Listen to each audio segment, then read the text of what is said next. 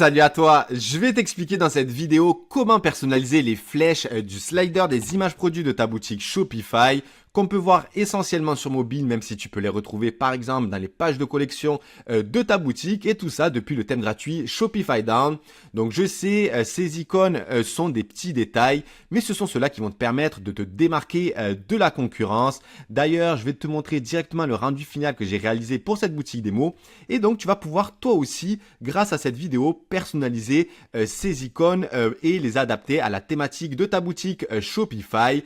Et comme je te l'ai dit et répété dans plusieurs de mes vidéos, aujourd'hui, sincèrement, coupler un thème gratuit Shopify avec notre application Keio Editor, c'est tout ce qu'il te faut pour avoir une boutique professionnelle qui convertit. Et dans cette vidéo, donc, on va parler un peu technique, mais très sincèrement, ce n'est pas bien compliqué si tu suis scrupuleusement cette vidéo et je vais te dire où aller et quoi changer et tout ira parfaitement bien, je te le promets. Donc, c'est parti. Je me rends donc dans le back-office de ma boutique Shopify.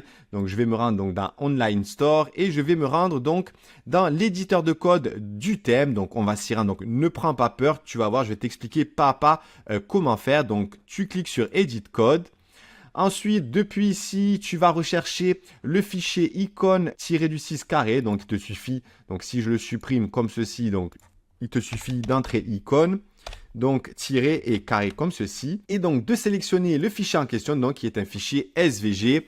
Ensuite, moi, ce que j'ai fait, c'est que j'ai créé un fichier donc SVG qui va reprendre donc le code que tu vois à ton écran. J'ai simplement copié celui-ci et je l'ai collé donc comme ceci pour retrouver donc la classe de cette icône et ainsi tous les éléments qui le composent, donc que tu retrouves ici et également ici pour ne pas venir perturber tout le paramétrage qui a été réalisé depuis le thème Shopify Down. Donc c'est parti, comment je vais personnaliser cette icône? Tout simplement, je vais me rendre donc dans Illustrator, donc tu peux te retrouver dans n'importe quel logiciel de design. Ici j'utilise Adobe puisque c'est le logiciel que j'ai toujours utilisé et sinon tu peux utiliser tout autre logiciel donc pour importer un icône. Donc bien entendu, je te laisse le soin d'aller chercher l'icône qui correspond le plus à la thématique de ta boutique. Donc ici j'ai réalisé cette icône, donc je vais récupérer cette icône, je vais bien entendu ouvrir donc lorsque j'ai téléchargé, ce que je vais faire même c'est que tu vas pouvoir récupérer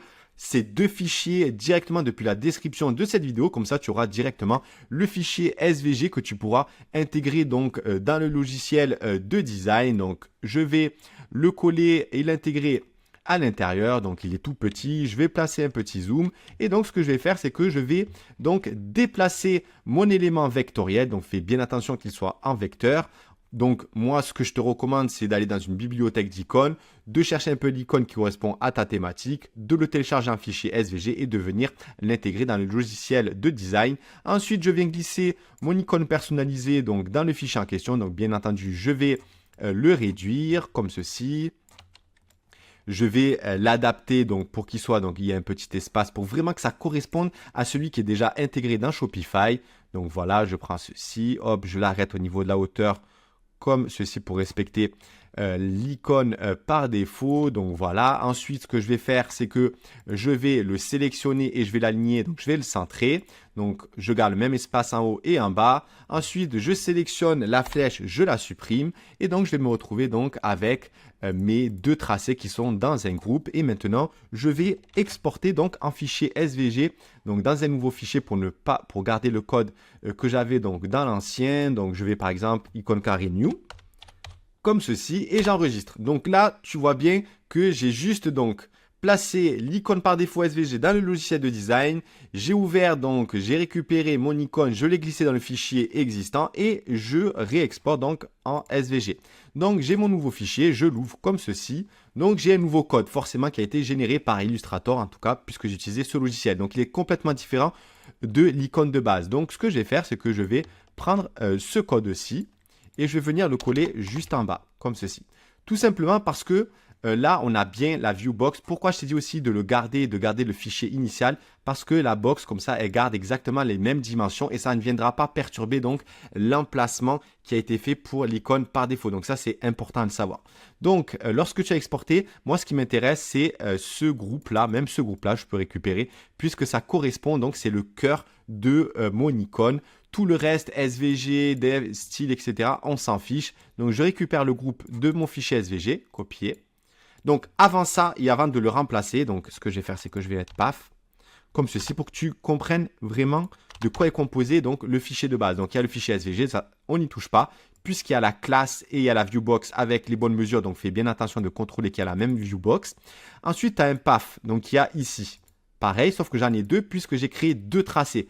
Donc après, tu peux en créer un ou deux, ça dépend de l'icône. Et aussi, essaye d'être assez simpliste puisqu'il va être tout petit. Et pour qu'il puisse se voir sur mobile, sincèrement, je te conseille à être vraiment très simple. L'idée ici, c'est de le personnaliser, mais de ne pas trop le personnaliser puisqu'après, on ne va plus rien voir et ça va faire plutôt pâter après.